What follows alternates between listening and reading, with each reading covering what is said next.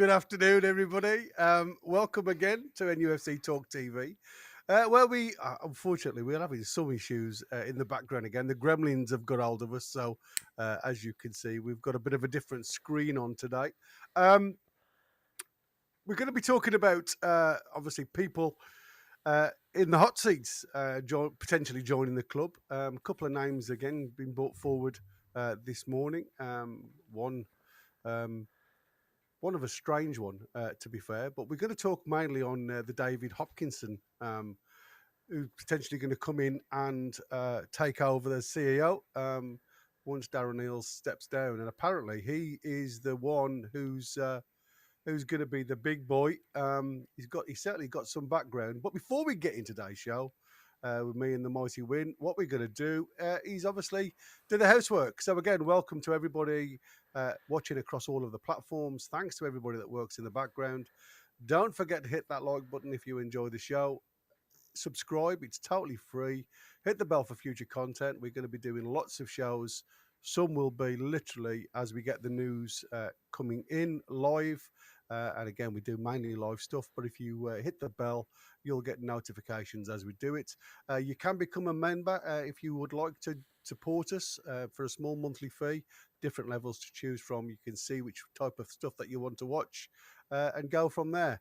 Webpage is going to be discontinued. It literally is going to be for those more involved in the prediction league. And there's plenty of other places where you can go and get ITK stuff if you want to go and have a look. If you've got a question for me or Win during the show, then please put a Q in front of that question. It just helps us highlight it. Not guaranteed, by the way. So if you want to guarantee, you can send us a super chat by using the $sign. That guarantees your message read out. And anybody that becomes a member or any of our lovely members that gift them will be thanked as we go. There you go. The man in the background, the Rodriguez, the gaffer has sorted us out regarding the background. So sorted once and for all. So how are we, mate, on this Friday afternoon? Are we good? Yeah, very good, very good, very good. So we've got... Go on, mate. We've got the window temporarily shut so we can stop panicking because nobody's doing anything right now. Yeah. But it's only shut for 6 days. Well, absolutely. 4 days now. And then we'll be back up and running again. And this is when we want to see the activity with the cash-strapped clubs, hopefully. But that'll be a job for the new incoming sporting director and CEO to get their noses around. And David Hopkinson, I've got to say, excites me somewhat. Yeah. Comes with some credentials, doesn't he? He comes with a pedigree and a half. So listen, I'll let you introduce this guy then. Tell us a little bit about his background. And I'm going to talk more of what his influences, how his influences could lead Newcastle United. So I'll let you introduce the lad. Well, his latest job was Chief Operating Officer at Madison Square Gardens. And Madison Square Gardens, he was in charge of the business activities of, apart from Madison Square Gardens itself, which is a venue for all sorts of different things. Also the New York Knicks play there in the basketball league, and the New York Rangers in the NHL. So he's got a great sporting pedigree, and he was recruited to there from Real Madrid. So at Real Madrid, he was the global head of partnerships. So we're looking specifically here at the commercial side of things,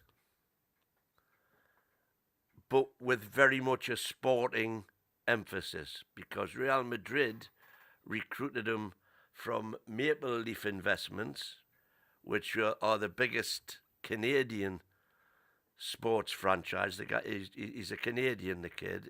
He was born in Toronto. and there he rose to be Chief Commercial Officer for the Maple Leaf organisation. That was the Toronto Maple Leafs in the Hockey League, Toronto Raptors in the Basketball League, and Toronto FC in the MLS. So he went from there to Real Madrid, and from Real Madrid to Madison Square Garden. So he appears to have all the credentials in the world for bringing in commercial revenue in terms of sponsorship, advertising, you name it. He's certainly got the pedigree for that.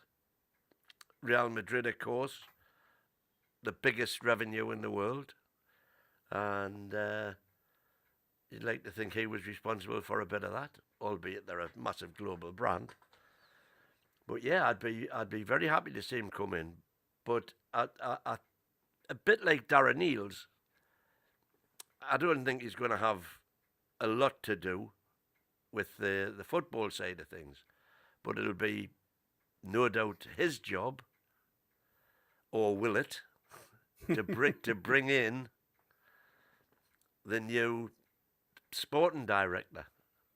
Yeah, which we seem to have had a couple of names dropped in, which we'll go onto in a second. Like I said, I don't know whether, according to form, this lad's already been interviewed and everything else. And Kevin Bell has just put in there, shouldn't it be Pete Silverstone should be doing this stuff? We need a sporting director to concentrate on the team. Well, obviously, this is a CEO. No, he's above Silverstone. Yeah, exactly. This will be Silverstone's boss. But what I'm hoping for with the appointment of this David Hopkinson is he might get Peter Silverstone a bit of a kick up the backside to get moving in other areas where we seem to be a little bit on the back foot on. So again, comes with a hell of a lot of pedigree. So that's who he is. So let's talk about how his leadership may influence Newcastle's strategies. David Hopkinson's potential leadership at Newcastle United could mark a strategic shift towards global brand expansion, commercial growth, and infrastructure modernisation. Here's how his background might shape the club's direction. Global partnership and commercial strategy at Real Madrid. Hopkinson led global partnerships engaging with a billion-strong fan base, just one more than us. Expect him to push Newcastle's international profile, securing lucrative sponsorships and expanding the club's commercial footprint. Sounds fantastic. Venue development expertise. With deep experience managing iconic venues like Madison Square Garden, as you've said, he's well positioned to guide Newcastle through a potential stadium move to Leazes Park. His track record suggests a focus on fan experience, revenue optimization, and long-term sustainability. Strategic vision and operational excellence. At MSG Sports, he oversaw operations for the Knicks and Rangers, again, as you've seen, emphasising strategic growth. That could translate into more data-driven, business-savvy approach at Newcastle, aligning football operations with broader business goals. Stability during transition. With both the CEO and sporting director roles in flux, Hopkinson's steady hands and an executive experience could bring much-needed clarity and leadership during a pivotal summer. If appointed, he'd likely to be the catalyst for transforming Newcastle into the modern football powerhouse, on and off the pitch. Want to dive into what could mean for their transfer strategy and fan engagement. So, I mean, he's the type of, well, according to what I've just spilled out there, he's certainly got, as you've said, the pedigree to go forth and hit the ground running. And again, there isn't a couple of names already mentioned regarding the sporting director role. One I'd never even heard of. So that's going to be an interesting one. Like I say, is this something that he's earmarked, or is this something that the club have just gone ahead and done? Well, it'll come under his purview, as it were. But I think that they're looking outside of that, they're obviously looking themselves. I don't know whether Darren Eales has had anything to do with it, but certainly the one name that seems to be coming to the fore everywhere now is Ross Wilson from Nottingham Nottingham Forest, Forest, yeah. who was at Huddersfield Town, and they wanted him to go back there, but he's turned them down. And he's certainly he's the football man, if you like. But the bottom line is going to be, how's he going to get on with Eddie? I think Eddie needs to be part of that recruitment team, if you like. I'm going to get into the transfer strategy that potentially could balance the books a little bit, because I think what we've got to, what we've talked about, Darren Eales not really being involved in, any of the Eddie Howe footballing side. But I mean, what you get with Darren Eales, he's very much the front of house person, don't you? He's very approachable. We've seen him on social occasions when we've been at the Stack. Always happy to talk to fans. Again, we see him opening the shops, and again, going and speaking to a lot of the guys in the front of the line, and expressing his thanks for their support. Can't see this lad being alike to that. I mean, I'm not sure. I'm not saying he won't be. But again, I don't think it's something that we need. I don't think we need like a front of house person. No, I want him paddling like a swan beneath the water, doing the graft. They look as though they're standing still, but doing all the work underneath. Never mind swanning around, as it was. Yeah. I mean, Adnan Ali here saying that we don't need a CEO. We can't sign a player either way, with or without. Now, at the end of the day, what we need is a little bit more oomph in the market. And I think we have, unfortunately, the biggest thing that I think is noticeable, and Jefferson did make some inroads into the comments when he was saying that, we've become a little bit static. And you quite rightly, challenge that because of where we finished over the last 3 seasons.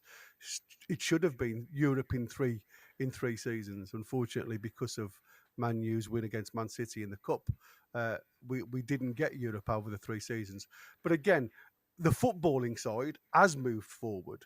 What seems to have got a little bit static and stale is what's going on behind the scenes. And this is the comments that I made to you the other week when we were talking about, it feels as if that there's a little bit of something happening behind the scenes, not in, the forefront of what we as fans see, but there definitely seems to be a little bit unrest in the boardroom since Amanda's left. So I'm wanting somebody that can come in and actually manage people, because it seems as if Darren Eales struggles to manage people. It seemed to me as though, and everybody I think's in the same frame of mind about this. When Mitchell came in, he was all Billy Big Bullocks. I'm going to, we're going to do it my way. Everything that's happened up till now is not fit for purpose and all that. Yeah, nonsense. It's not been his way, has it, at all? Not been his way at all, as you say. So hopefully this guy's going to have a bit more business acumen and come in and just settle the ship, get everybody pulling the same, like Amanda did, everybody pulling in the same direction and get everybody on board. And in addition to all of that, use his considerable business experience to bring in more sponsorship, more revenue from wherever. And especially when you look at the Madison Square Garden connection, he's obviously got connections in the showbiz world as well, because Madison Square Garden, massive venue for music acts. And the new stadium, we're hoping, will be a venue. Obviously, we're doing okay with it as a music venue this week, with Sam Fender doing his thing there to sell out crowds, and we'll get a bit of that. Oh, So absolutely. that's a good bit of money going in the pot, I would imagine. I don't know exactly how that works, but you can you can bet your life we'll be making a lot of money out of it. And that was just a by the by. I don't know if you've seen that War Flags put a display on for Sam For Fender Sam, yeah. yesterday, Yeah. and the little twerps who were attending the concert decided to take all the flags home with them Yeah. As as a memorabilia. as souvenirs. Yeah. So Sam, God bless him, has given War Flags a donation to recompense them for For all the all flags the that were flags. nicked. Yeah, exactly. I mean, listen, I think, unfortunately, it's difficult to police concerts, unlike it is for, football events, isn't it? The lads and lassies know that the flags aren't theirs to take with them. Unfortunately, those that were travelling to the Sam Fender concert that aren't Newcastle fans alike, I'm sure there was a Mhm. small selection of them that had travelled, wouldn't think that. They would just think that that was probably something that's been put out there in the crowd for them to Yeah. take back with it. I'm not saying, it wasn't a Newcastle fan. I couldn't believe it yesterday because I actually went for a very rare time yesterday. I went to pictures to see a movie. I went to see the new Mission Impossible film, Was it and worthy? uh, I'd say you'd be a lot better seeing it at a cinema than you would on a little telly because A as little all telly? When have we ever had a little telly in the last well decade? even a big telly, it'll not be the same as the big screen. But I went to the Cineworld in the gate, and when I came out at 4 o'clock, 4:30ish, I went down to the main concourse, and it was just a sea of black and white shirts. Yeah, I And saw your video. I'm saying, what the hell's going on? Yeah, and I went across and asked again. I says, yeah, what's all the black and white shirts? He says, oh, Sam Fender. It was seriously the city centre. It was It's like a like a home match game, day. wasn't it? Yeah, exactly. Everybody, Yeah. just everywhere you went, you just Just a walking black into and white shirt. walls of black and white shirts. The Yeah. only difference was there was more women than men, compared to a normal match day. But yeah, I thought, hang on, now I was saying Ronaldo or something, Yeah, exactly. I've been in the pictures. Have I missed the news? Right, so let's have a quick dive into the transfer strategy that David Hopkinson could bring to Newcastle. So, with him likely stepping in as CEO, he could see a more streamlined and commercially savvy approach to transfers, while Eddie Howe and head recruitment, Steve Nixon, are expected to handle the bulk of the summer dealings. Hopkinson's arrival could accelerate decision making. His executive experience might help cut through red tape, ensuring quicker approvals and smoother negotiations, boost financial Mushel. muscle. I'll take your teeth out in a minute. His knack for global partnership from his Real Madrid days could unlock new revenue streams, giving Newcastle more flexibility with financial fair play rules. Align business and football goals. Expect a more cohesive strategy with commercial ambitions, support squad building. Think marquee signings that also elevate the band. So fan engagement. Hopkinson's background is managing iconic venues like Madison Square Garden, suggests he values immersive fan experience. For Newcastle supporters, this could mean enhanced matchday experiences, whether it's at St James's Park or future Leasys Park Stadium. Expect upgrades in tech, hospitality, and accessibility. Um, Global outreach. He's worked with billion-strong fan bases. Newcastle could see more international tours, digital content, and fan clubs abroad, which we've already got, to be fair. Local loyalty. Despite the global push, his track record hints in respecting local traditions. He may invest in community programs and support engagement to keep the Geordie heart beating strong. In short, Hopkinson could be the bridge between footballing ambition and global brand evolution. want to explore it, let's have a go at. I'm going to go a little bit more into that in a minute. So, what I've just read out from there, what's your thoughts on that approach with Eddie Howe having issues previously with people that want to be involved in football? Well, the main thing I took from all of that was the fact that instead of maybe everything having to go back to PIF for to get a rubber stamp on a bid, for example, if they are going to invest the trust in him to make that decision, and I think by the very fact that they would be appointing him, that's what they're doing. They're saying, right, you look after it. But he's also got a bit of a law background as well.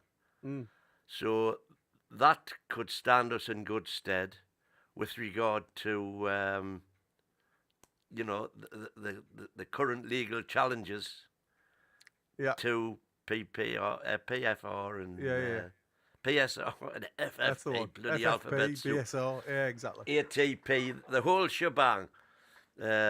You know, he would hopefully be on top of all of that and be able to give us good advice into, you know, whether these rules are legal, could we challenge them, can we take a risk?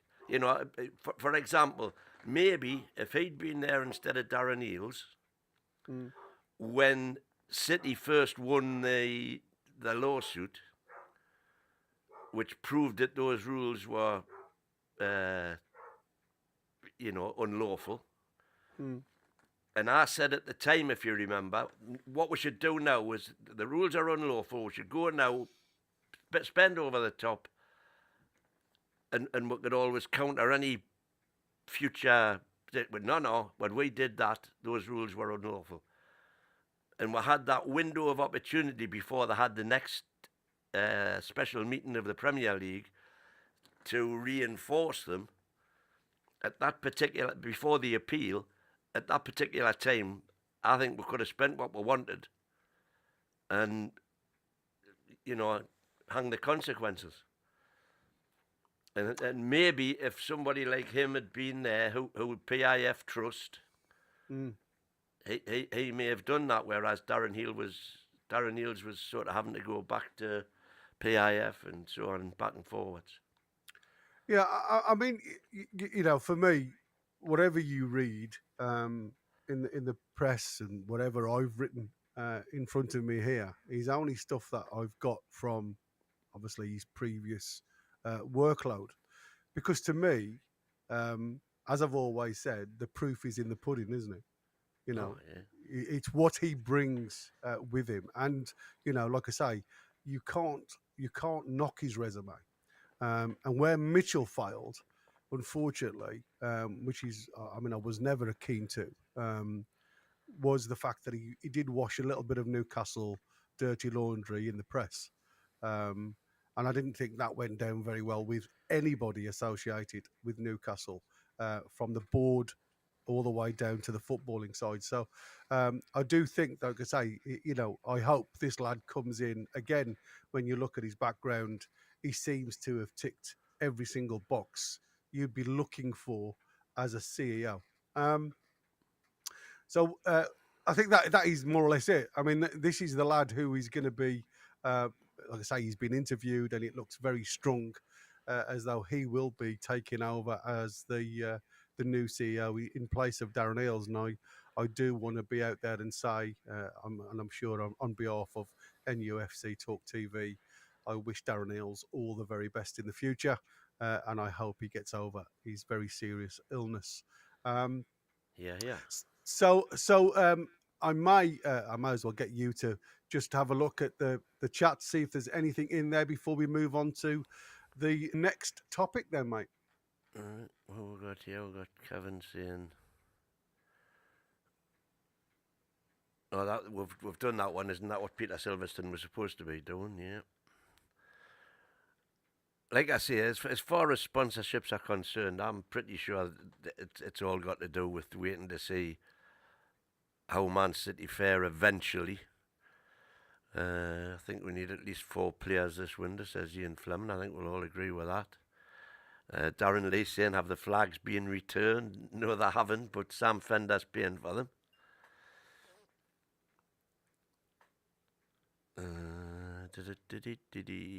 Broski, do we need all of these stuff, or can we just let Eddie and Jason do the stuff?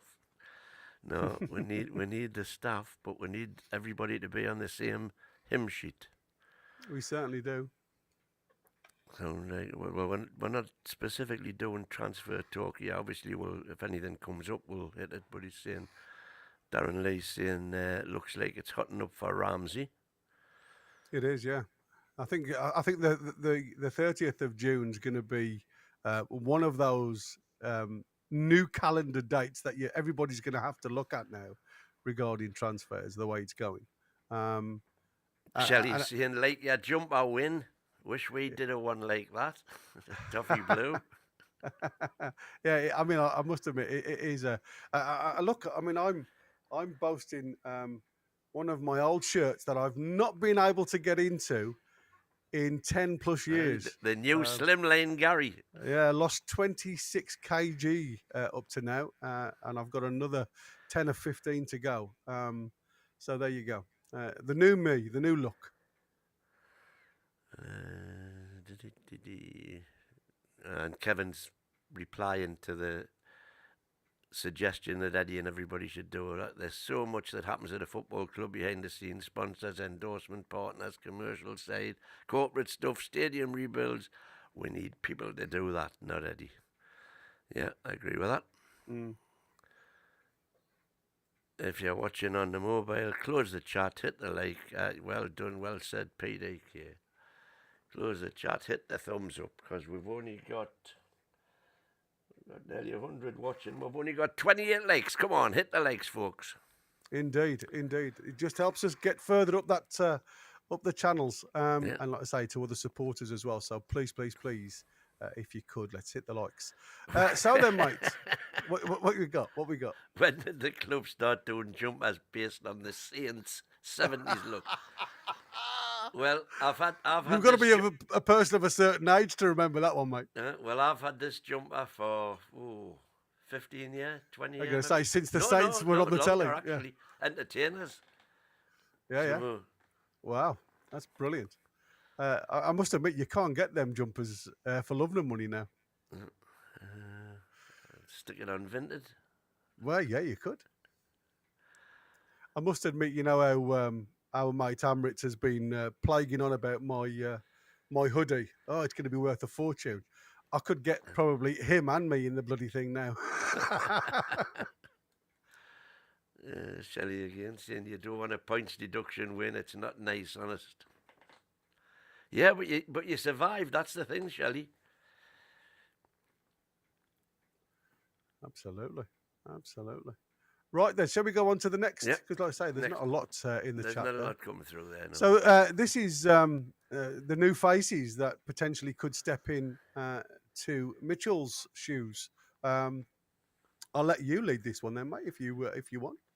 Well, the main one is the one that everybody's on about now is Ross Wilson, who's currently at Nottingham Forest. And if you remember the recruitment drive that they went on, both in their promotion season, when I think they had 16 players on loan. Yeah.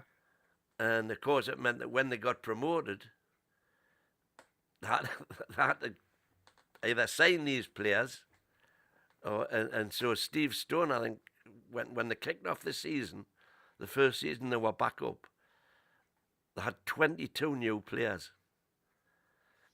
And obviously that led, they'd obviously been overspending, and that led to the points deduction that they got. But the bottom line is, if you look at, what they actually achieved last season, for example, was it a price worth paying? Yeah. That'll always be a kind of semi-valid argument for me. Yeah, well, it depends on what the points deduction was, because as we've said before, if Newcastle broke the rules, they would literally want to throw the book at us. Oh, absolutely. There'd be no You wouldn't no be going talking, back, would there? You wouldn't be talking 10 points. You'd be talking 20 points and potential relegation.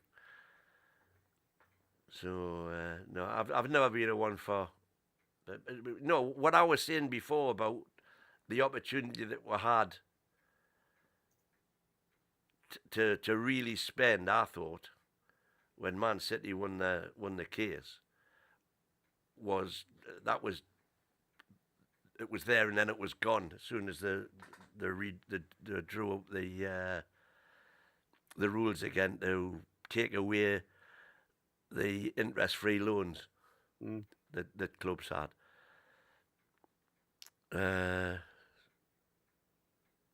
Nick Giles has finished his paperwork and he's now started drinking Moretti. Congratulations, Nick. Happy Absolutely. Friday. So, is there anything else on Ross Wilson?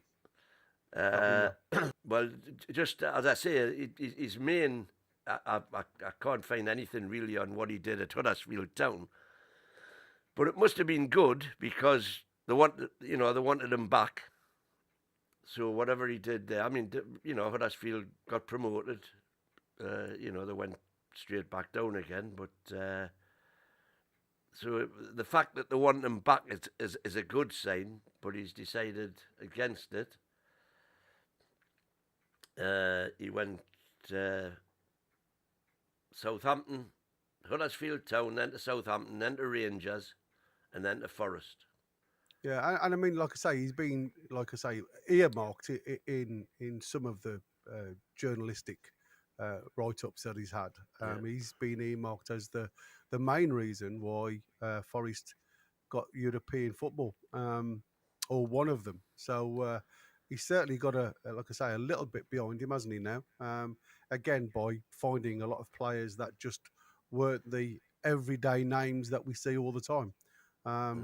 But again, you've still got to have the coach to put those players and get them to work, haven't you?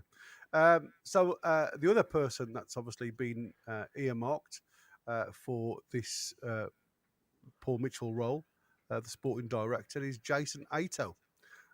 He's formerly Arsenal's assistant sporting director. Now, me and you were talking in the back in the green room. How many times have you heard of an assistant sporting director? Well, you haven't. It's just it seems a really strange position to be in, doesn't it? Well, he was working under Edu, and if you ask any Arsenal fans what Edu's track record was like as sporting director, yeah, they haven't got a good word to say about him. No, exactly. They were over the moon when he got sacked. But again, this was a clash between Edu and Arteta. Yeah. That they didn't get on at all, and you can't have a situation like that at the top level in a football club if you haven't got everybody working together, pulling in the same directions. You'll never get anywhere. It was ever those. You're right. But I mean, this Ato is currently out of work, so obviously he'd come without any financial cost from the club. Which could make him a more straightforward appointment. His rise through Arsenal ranks from scout to chief scout to assistant sport director speaks to his sharp eye for talent. The recruitment firm, Nolan Partners, is leading the search for the focus on the candidate who has Premier League experience. An appointment before Mitchell's department is considered unlikely, but interviews are already underway. He was in line. Ato was actually in line for for Edu's job before they decided to go for Berta. Yeah. I mean, I quite like the fact that these guys have come from, I say, a Paul Mitchell background, as in scouting, and obviously Arsenal haven't done. I mean, yes, you're quite right in saying about Edu's track record wasn't brilliant. But you've still got to have a look at where each of them come from, and if you look at Ross Wilson, Ross Wilson's more the the pragmatist. His track record at Southampton, Rangers, Forest suggests he's a process-driven operator. He's known for more a structured recruitment pipeline. At Southampton, he helped build a sustainable model focused on youth development and resale value. That could potentially be a favoured way of looking at it. Again, going towards the Man City, Chelsea background now, where they bring in a lot of youth. Some of them will never make first teamers, but they are good enough then to sell on for, a decent price.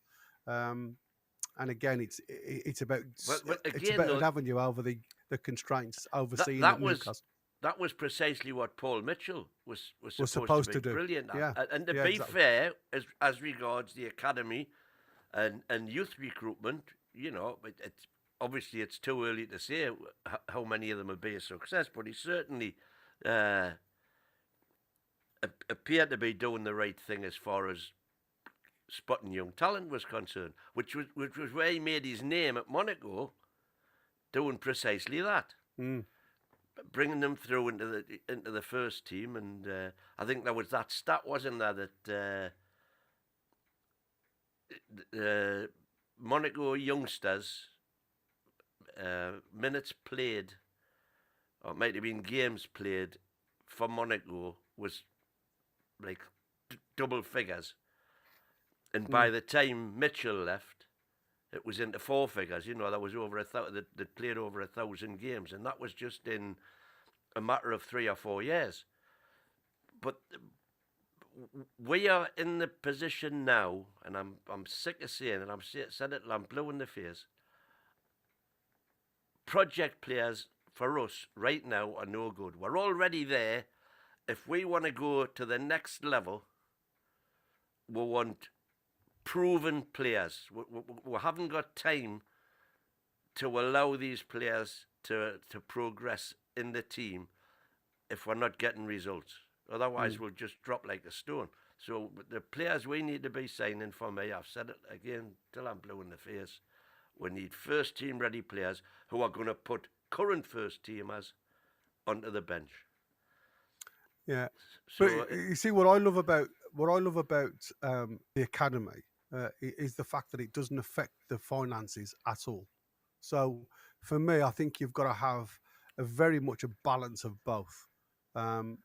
Yes, you're right. You have got to start bringing in players that are going to challenge for the first 11, but you've also got to think again being future proof. Again, I said it yesterday when we were online.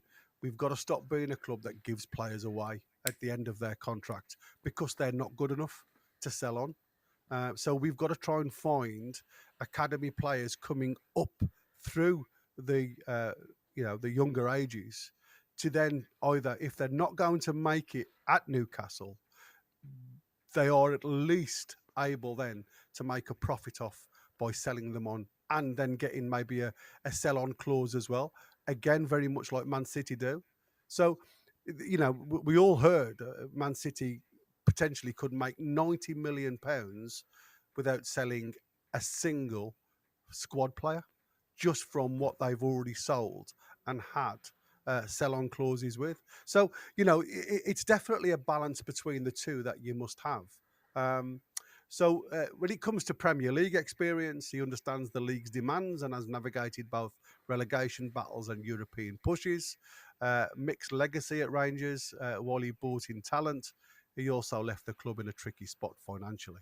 A potential red flag for a club aiming for long-term stability. So a little bit of, you've got to be careful with this lad because, like I say, he's very much... It sounds like he's a bit gung ho at times with the finances, and again, that's why I said, we need somebody coming in, Hopkinson or whoever becomes the CEO, to be able to manage people and not get into the situation where he was at the start. That could equally be taken as a plus. It could be, absolutely. Because let's face it, your phrase there, gung ho with the finances, it would appear that's exactly what Amanda was. Yeah.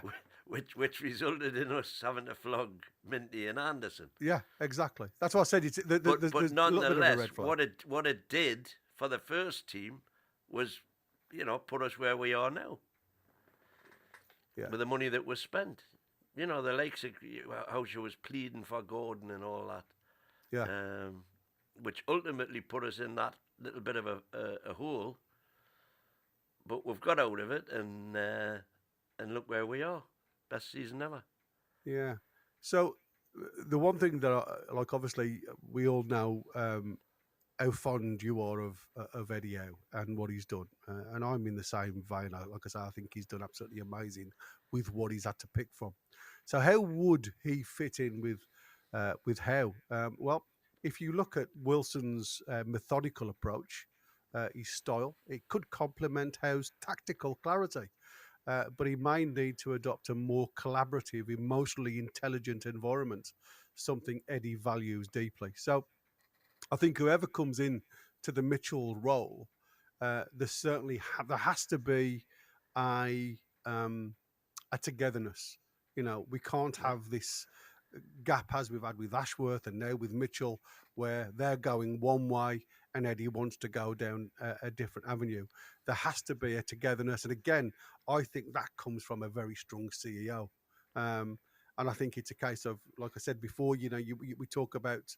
I always look at lots of heads get clearer vision than a single-minded person ever will. Um, Right then, going on to Jason Ato or Atto, however you say it. I mean, he's obviously been quoted as the talent whisperer. I'm not sure how clear and concise that is. His rise through Arsenal's recruitment ranks, from scout to assistant sport director, speaks volumes about his eye for talent and modern scouting acumen. His data-led recruitment, Arsenal's recent success in identifying undervalued gems like Martin Odegaard, Gabriel Martinelli, I'm going to say that with tongue-in-cheek, was built on the kind of systems A2 helped shape. Youth-centric vision, he's a believer in long-term squad building, which aligns with Newcastle's push to develop stars like Lewis Miley and obviously previously Yankuba Minte. He's out of work. That makes him clean. He's a quick hire and potentially more flexible in adopting a Newcastle evolving structure. So, how does he fit with Howe? Well, it's very promising. Aito's modern collaborative approach would mesh well with Howe's emphasis on culture, character, and development. If Newcastle wants stability and experience, Wilson's the safer bet. But if they're aiming for more innovation and long term squad evolution, A2 might be the more exciting fit. So, out of the two of them, just with what I've just stated there, where's your money at? Would you look for more the experience, or would you look at more somebody who's willing to go out there in the European market and look to bring in the younger players? I just want somebody who is comfortable working with Eddie, who Eddie is comfortable working with. It's a critical relationship, that. Absolutely, it is. And you know, it's we've said it before. Obviously, last game of the season, after the match, Eddie's gone to PIF and said, right, who's it going to be, me or him? And they've put that trust in Eddie, obviously, by getting rid of Mitchell. But have they got rid of him? That's the other big conspiracy, isn't it? You know, they're giving him a job in one of their clubs in Saudi Arabia. Is he just there on the back burner to come back in? Who knows? Yeah, it's an interesting one. You know, but right now, at this moment in time, we've got to have somebody who Eddie's comfortable working with. And Yeah. people might not like that, but I'm completely behind it. Yeah, so I mean, I want to, if I may, just delve into Newcastle's DNA, the long term DNA, and I've said, you know, we've got to become a squad that or a club that just doesn't give players away at the end of the contracts, and I talk about longevity of the club, and so I'm going to go down the academy pipeline and what both of them could potentially bring in. Um, Ross Wilson has a history of integrating youth development into club strategy.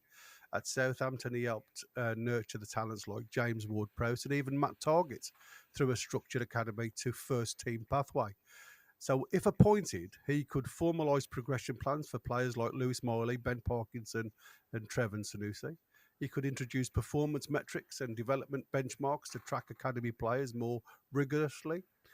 Strengthen ties with local grassroots clubs, ensuring the North East remains a talent hotbed. Where Jason Ato, on the other hand, is more of a scouting and data specialist.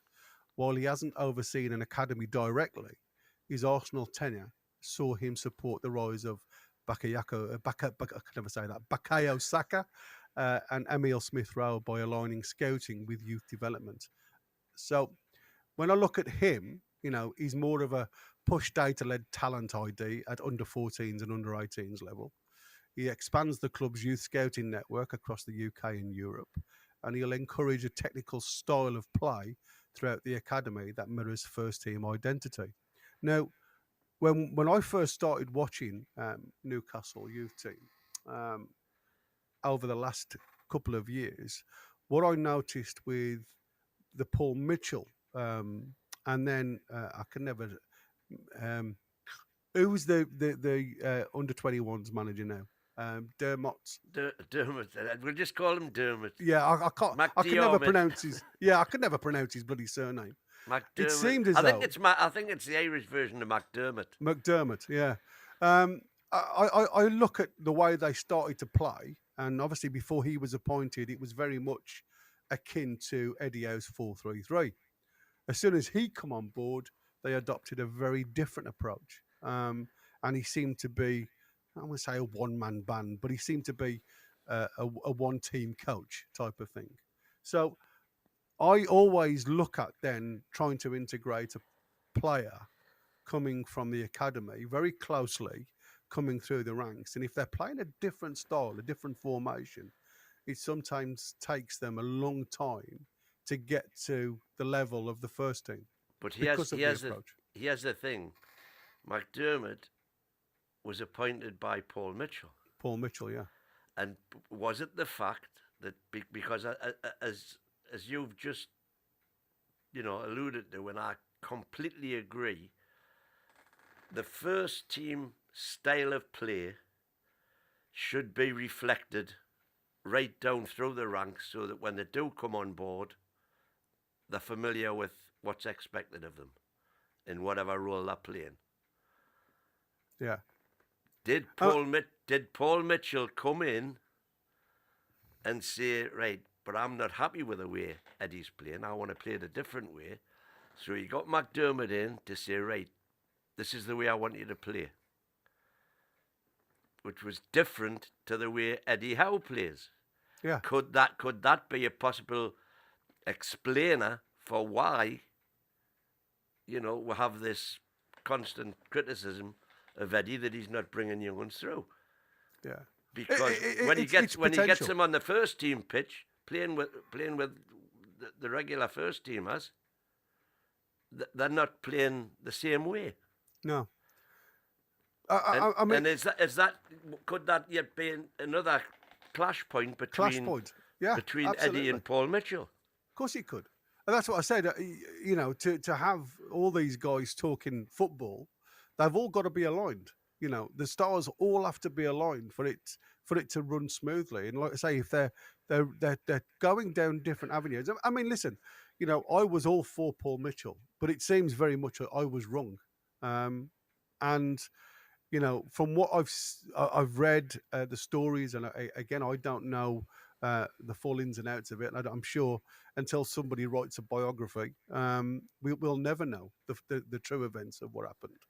But it very much looks like you say to me, as though Paul Mitchell wanted a certain way, and maybe he'd earmarked certain players to play a style of football in his black book that Eddie Howe just wasn't willing to approach. We will never know. But what I do want to earmark, and obviously this is that for me, it's that critical time of year, if you like, where we are coming into the next transfer window. I mean, I said yesterday, July the 1st is probably going to be our first signing.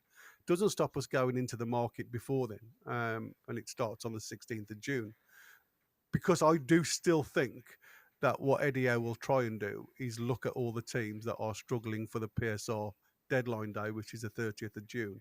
So I'm not expecting anything in the sixth from the 16th, but from the 1st of July, I do think that we're going to start to see something happening. So looking at these two guys on the international base, then. So Wilson has operated in both the UK and Europe, but his network is strongest in the British football. Expect him to prioritise Premier League ready signings and players with UK experience. Now, by doing that, by me just saying that, that fits right into Eddie's lap, doesn't it? It's like that bit of jigsaw that Eddie's been looking for, where Paul Mitchell was very much the European-based person. Does that make sense? Sort of. All I want to see is that everybody knows what they're doing. Everybody knows what the targets are going to be, what the style of football is going to be, so that everybody's pulling in the same direction. What the background is of these, it's beyond our ken. We've got all we can ever kind of say about them is what we read about them. Yeah. But the bottom line is, we've got to have everybody pulling in the same direction, whatever direction that is. Yeah, exactly. And until we get that, we're going to have and as I just put a comment up there before. Who was it? Flynn 430. Welcome. 410. Welcome, Flynn 410. I don't think I've seen you before, but this is the next sporting director hired. Won't be sacked before how? 3 in a row would be mad. That's why they've got to get it right. Yeah, absolutely. Because it just makes a bit of a mockery, doesn't it? If it very much looks like Eddie Howe is pulling all the punches behind the scenes, and like you said yesterday, because of what he's given Newcastle, he has a lot of weight behind him. He deserves it. Of course he does. He's got a lot of weight behind him. Anyway. I mean, with this Wilson, though, the only thing that concerns me, and again, I don't mean to be picky when I say this, he obviously has a lot of contacts in Scotland because of his past. What I haven't seen from Scottish football for a very, very long time is, the Dalgleishs of the day, the Archie Gemmels of the day. There's been some really great, talented Scottish players of days gone by that I haven't seen recently. Even Scottish teams going into the European market now to bring in the players because there just doesn't seem to be the players of Scottish background playing for the club. There's a few, don't get me wrong, but, is this going to be the case of he's looking out there for, in Scotland and the Championship for undervalued gems?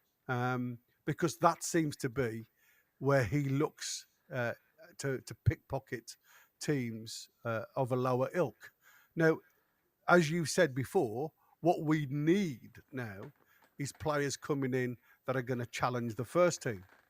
If he goes into these leagues, are these going to be players that come and fight for the first 11? I can't see it. Well, as far as Wilson's concerned, if you look at what he's done at Nottingham Forest, I'm going through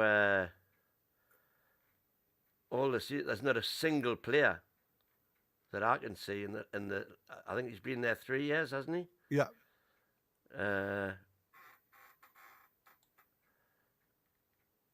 Not a single player signed from Scotland. Okay, cool. So I've got from Syria, Argentina, Portugal, Red Star, which is Serbia, Brazil, Bundesliga, League One, League One, League One, Premier, League One, Copenhagen, Superliga, Besiktas. He's been all over the place, everywhere but Scotland. So, Yeah, so I don't it's think he's weird, isn't it? I don't think So he's got any Scottish bias. no, and I just think we have got to. I mean, I'm not saying there isn't talent out, there. And if you can find some of these undervalued gems, then I'd be more for it. But I mean, there's a possibility he could expand into the Scandinavian markets where he'd been, like you've just said there. I've written here, he's had past success. The biggest thing for me with Nottingham Forest is you can't look at one season and say it's been successful until they can they can compete again and again and again, can you? Because it could be just a one-off, where they've been absolutely all on form. Yes, they tailed off towards the end of the end of the season, but they've been there for the majority of the season, and they've kept virtually the same squad together. And so for me, it's a case of if they can repeat that over a couple of seasons with that squad, then you can say you dip your hat and say you've chosen well in the market. Um, So let's have a look at A2. By contrast, he's more of a globalist. At Arsenal, he helped build a scouting network that unearthed talents like Gabriel Martinelli, Tomiyasu. His influence could open the doors in South America, the Asian markets, emphasize technical high upside players with resale value, and integrate AI and analytic into global scouting. A modern edge Newcastle could capitalise on. In short, Wilson might reinforce the academy structure and domestic pipeline, while A2 could supercharge Newcastle's global scouting intelligence and youth recruitment. Either way, the club's future talent strategy is about to get sharper. There you go. So I've just seen that we've got somebody come in, Ian. Got a super Thank chat you ever from so you. much. Thank you, Ian. As Yeah, usual. I like Kuhn. We were linked to him in January, and I said I'd be more than happy to take him. Obviously, Ian watches a lot of Scottish football, He's a and like Celtic I fan. say, yeah, being a fan of the Scottish Premier League, for me, I'm sure Ian will agree with me. It does seem as though there's been a massive tail off regarding homegrown talent in Scotland. And it seems a shame, like I say, I used to, uh, at one point, it used to be a right battle between Scotland and England with some of their players that they had. And I mean, only today I watched where we lost 2-1 against Scotland with two cracking free kicks. And I can't Was that remember the lad's Hutchinson? name. Was that Hutchinson, was it? Might have been.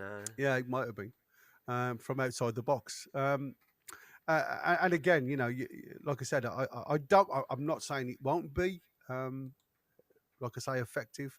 And as you quite rightly corrected me in saying, in his days at Nottingham Forest, he hasn't dipped into the Scottish market even once. So it is a potential. And that is about it, really, Yeah. about these guys. I mean, there's not a lot else I can tell you. And like I say, it just seems as if these guys are the two that have been earmarked for Paul Mitchell's role. So it'd be interesting to know, having given you what I've just given you, what the people in the chat think.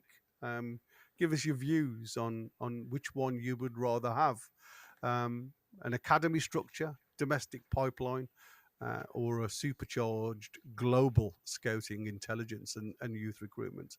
Like I say, I think there's going to be, for me, I'd like to see us go a bit more global. Obviously, the lads yesterday were talking about us not having a far enough net globally to pick up some of these talents that are out there. And there seems to be, again, we talk about the South American, and you were talking yesterday why Brighton seem to be the ones that pick up a lot of names from down there. But I think these doors aren't closed to any other club, and I just feel as though with the concentration seems to be 80+% towards local talent in the Premier League, rather than going and casting that net further afield. So for me, like you said, I'd be more than happy any of these guys to come in, but I want the net to be cast further afield. Well, I'll rely on their expertise. I'm not a Steve Mackler. I don't watch You don't watch anything else. Well, I mean, like I say, 24 hours a day of foreign football. yeah. I take an interest when I see a concrete link, and I'll go and do a bit of research. Yeah, but you see, it's like I like to watch the youth football side of life. On And the subject of youth football, Will Asula did himself no harm yesterday. no, he got a goal and assist, didn't he? Goal and assist when he came on, eh? Yeah. And for me, like I said, watching that young lad who Alejandro Gomez Rodriguez, he's for me the under 17, under 18s, I suppose you can call him. England player, Venezuelan born, but he leads the line for England under 18s really well. And like I say, for me, he was at Southampton, he's moved on to Lyon. I think, for somebody who is going to be young and influential, he runs the channels even at the age of 17 really, really well. I'd be looking at something like this lad. I'd be saying to myself, I've got a player who could quite comfortably be better than what we've got in the academy by a mile. But also, I've got a player who could come and sit on my bench and have the last 15 minutes, and by the way he plays, still contribute to the game. I'd be looking more at that type of level rather than I would be going and just trying to find somebody who's willing to be a bench warmer and never progress his game any further. Because I think that is a problem area for me. And Nick Giles there saying about the Cordero boy. Apparently, he's really pushing to stay on board and not go out on loan. So yeah, it'll be an interesting one. And obviously, we've got Pivas coming back, who obviously plays right back and defensive midfielder. So there seems to be quite a lot of players, younger players, coming to the start of the season, which Eddie Howe seems to feel, according to all the rumours out there, that he's going to have a really close look at the likes of Kual, at the likes of Pivas, who unfortunately hasn't had the best of times. Obviously, again, I still scratch my head with what's gone on there, because it seems as though his work permit wasn't sorted before he was loaned out, and he lost out on the first 2 months, and then obviously struggled to get into the side afterwards. So it's going to be an interesting summer for me, because, like I say, there's certainly some I'll good. tell you one thing that I think we should seriously look at, and that's the Mackham Slayer as regards the loan market. Because some of these, loans that he's set up for some of our youngsters have just been disastrous, to say the least. I mean, when you look at Garen Kual, the way he's come on now in the under-21s, did you see the world he scored for Australia? I did, but you see, the one thing that worries me, Win, about Kual, right? And I say this, like I said it yesterday. I always look at the end product with Kual. He scores a worldie, but the amount of stuff that he produces is superb. He beats a player, and when he's got the ability at his feet to actually get a ball into a danger area, he'll stop and he'll come back and he'll want to beat the player again.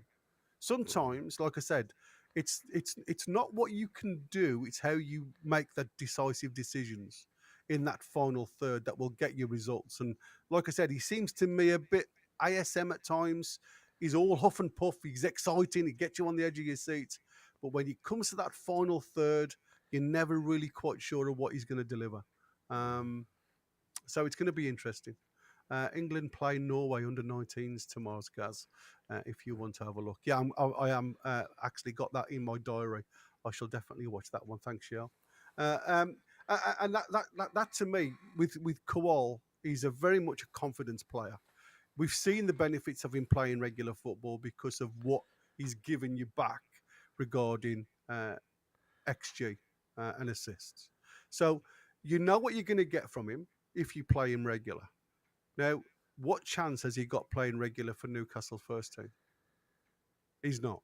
So, are we going? Is that going to be a detriment towards the player because he's not getting minutes? His confidence drops, and then when he does get the opportunity, you're not going to get the player that you expect. I'm interested to see what Eddie. How long's what's his face been on the bench now?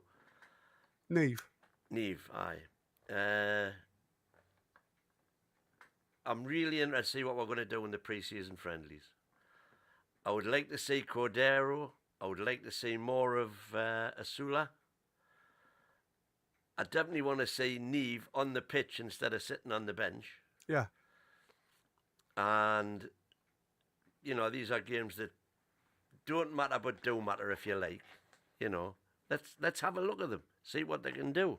Yeah, and that's what I'm saying. I think with proper first teamers around them. Exactly. Not just like we did in Australia. You know, just throw the kids out there to get demoralised, because that doesn't help anybody out. And to me, you know, you're right. We do need to give these kids an opportunity. All the teams around us seem to be doing it, and you know, there's a couple of young lads that I've seen at international level now. You know, that we have to be looking at. And I don't mean that tongue in cheek. I don't mean that to say, like, you know, just to come into our academy. There's a lot of youngsters out there, 17, 18-year-olds, that can actually compete with what we've got now in certain positions. And like I say, I can't think of the lad's name now. He plays more of a 10 role. Absolutely outstanding. Carries the ball really well. He's very much I'm going to say, again, a little bit tongue-in-cheek, a Willock-esque type player, but more central, more of a Gibbs-White style of player that plays in them pockets of space, very comfortable with the ball at his feet. And again, you know, if you want to bring into somebody off the bench that's just going to go and sit in a pocket of space and maybe turn things for you, you know, these are the kids. If you haven't got enough money to go and buy big names, some of these kids that are out there at the moment that are showing week in, week out at international level, yes, it's their age group. But again, you know, they're showing. And I keep saying to it, if you're good enough, you're old enough. And I think as our scouting network has to be a little bit further afield than just picking out the good ones in the lower leagues, which Paul Mitchell has done. Right. That's it. We are covered. We've done. So again, thanks, Ian, for your super chat, buddy. Very good of you. Again, lovely to see you, Shelley, on board. She's Everton fan, but she loves to join us, and you're always welcome. We welcome all on this channel. And like I say, long may it continue. Interesting couple of points about how you think Everton are going to deal with a new stadium now on the docks. There's a lot of people saying that there's still teething issues with that new stadium, so that's going to be an interesting one, Shelley. I'll have to get involved with that. Can they retain the atmosphere at Goodison? That's the key. Thing. And like I say, I mean, they've tried to keep the pitch as close to the fans as they possibly can. Shelley said no to all. So it is going to be an interesting start of the season with obviously Everton playing at this new ground to see if they have got that atmosphere. Moisey back, of course, doing a great job. Doing a great job, absolutely, indeed. And like I say, there's going to be, I'm sure, I don't know whether you've heard today that Thomas Frank now has approached Mbuemo for his signature. That makes total sense, doesn't it? Mbuemo, of course it does. Yeah, of course it does. And it seems as if, like I say, Man United put in a 55 million bid for Mbuemo, which was turned down. And I'm sure there was something behind the scenes with Thomas Frank when he turned that down, and knowing full well that he was going to Spurs. And apparently they have had a chat, and Mbuemo's keen on the move. So, so suddenly he's a Spurs fan now instead of being a Man United if you think about it, he's moving to North London now, isn't he? You know what I mean? Yeah, So he hasn't got a million miles to travel, and I think, like I say, I'm talking as a family man now. Sometimes that's a bigger pull if you haven't got to go miles to play football. Trust me, I think if Man U had given him the money that they expected, they offered him the wages that he wanted. It was just the actual dealings. They wanted to spread the money out over a period of time, so they wasn't going to have that. I honestly think Man United were expecting 70 million for Bruno too Bruno, yeah, from yeah, Saudi, and when that yeah, didn't materialise, that they haven't got the money. I don't think they've got the money. no.